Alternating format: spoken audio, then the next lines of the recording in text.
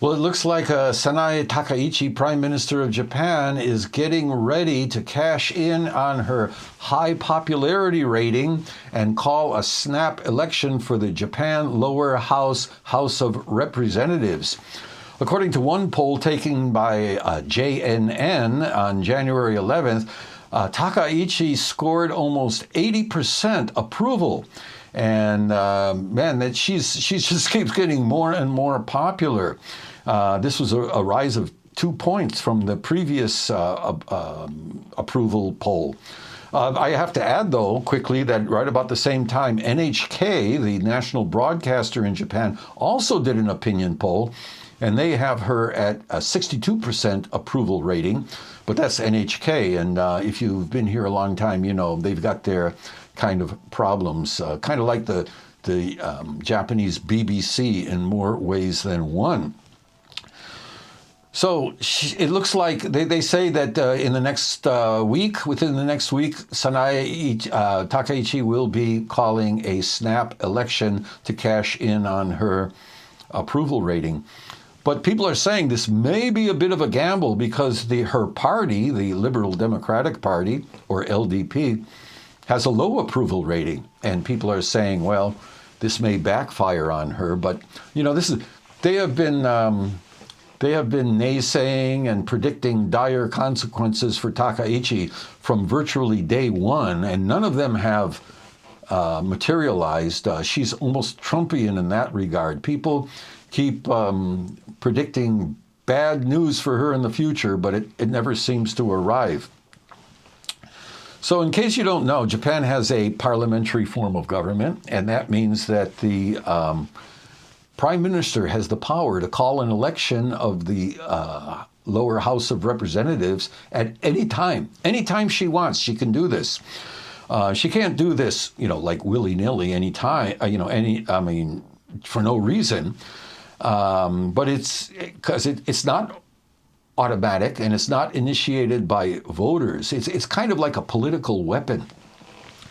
In practice, a snap election happens when the prime minister decides to dissolve the lower house. And once she does, the emperor will execute it. And this is basically a ceremonial act. It's not like the emperor will ever say, well, I don't know, maybe we shouldn't do this. But as soon as the prime minister says, I want to dissolve, the emperor will say, okay, let's dissolve.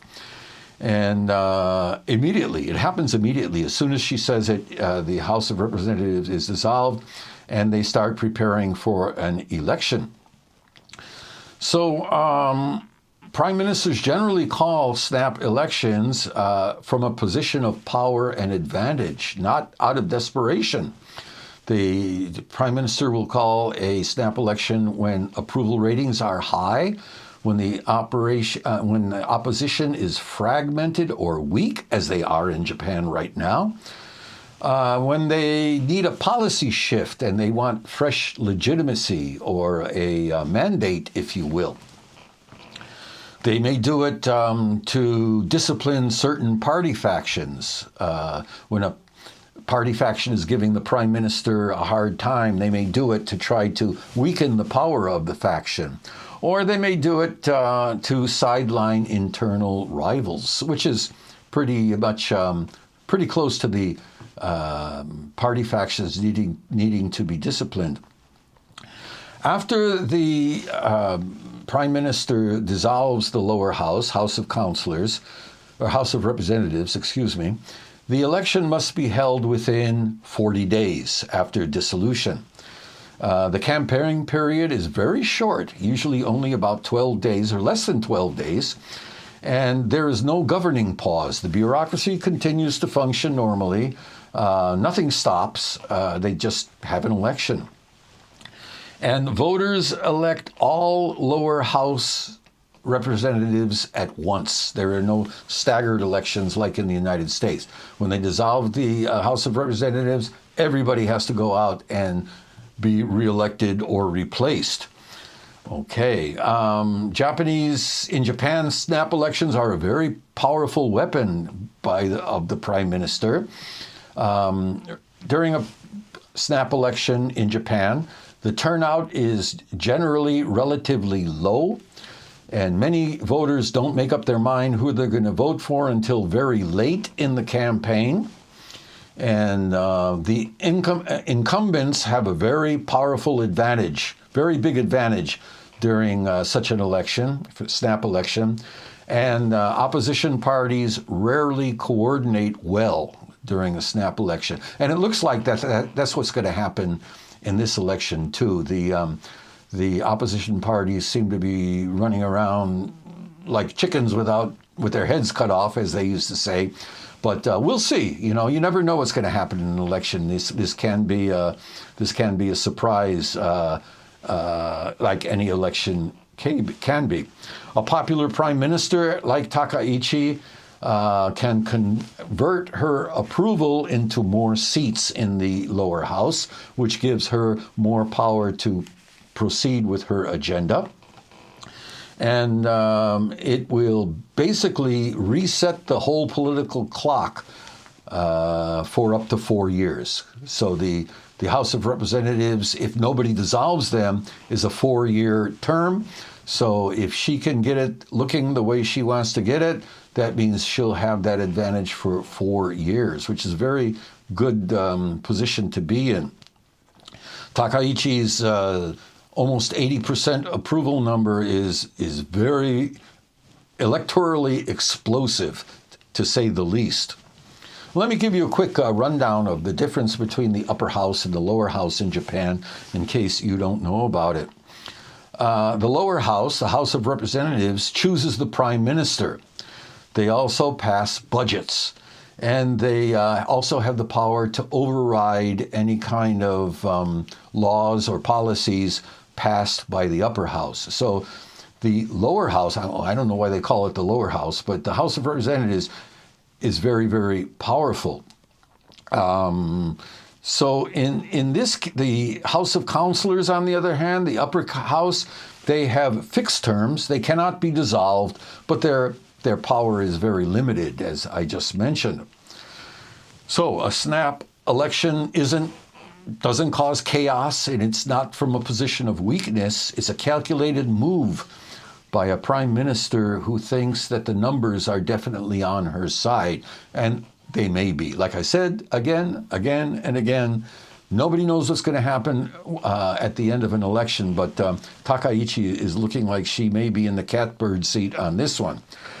Faced with this election, this snap election, the two largest opposition groups, the Constitutional Democratic Party of Japan and Komeito, have combined into a new party. Now, if you know Japanese politics, they're always combining into parties and breaking up. Komeito used to be a coalition partner of the Liberal Democratic Party, and when Takaichi became prime minister, they quit the coalition, and they may have shot themselves in the foot, because Takaichi was able to cobble together another coalition, and Komeito is sort of like out in the wilderness right now, wishing they weren't. But they joined together with the Constitutional Democratic Party, and they formed the Centrist Reform Alliance.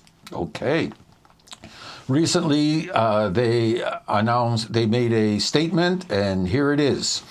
There may be points of conflict, but we will establish realistic policies from the point of view of putting people first and the basic stance of not tilting to the right or the left. We will try to find solutions through careful deliberation.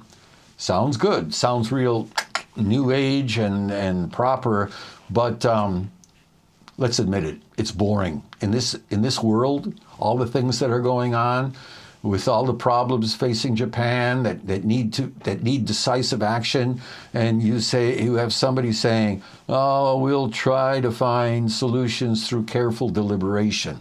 Okay, what do you think? Other parties don't deliberate carefully? I don't know, but I think this is a pretty weak statement. And if Takaichi is able to be successful in the upcoming election, I'm sure she will become bolder than ever. I think that it is her boldness that Japanese people find attractive. She's probably one of the boldest politicians Japan has had in a long time. So I foresee, and I know nothing about any of this, but I foresee that she will be in a very strong position after the election. As far as we residents, both Japanese and non-Japanese, get ready for a lot of noise because, as you know, these campaigns can be very, very noisy. In Japan, probably the most relied upon campaign tool is the loudspeaker. They have people running around in loudspeakers screaming at high volume, "Yoroshiku onegaishimasu!" And you have the candidates showing up here and there and giving speeches on the street, and it's always very, very high volume. And I have a hard time because, I just walk past one of these things and I feel like my knees are going to buckle because their volume setting is so loud. But let me know what you think. I mean, I'm not really a Japan politics watcher, but it'll be interesting to see what the result of this election will be. Let me know your thoughts down in the comments below, and we can have a discussion, or join us in our next live stream and we can talk about it. Well, that's it for now, and I'll see you the next time.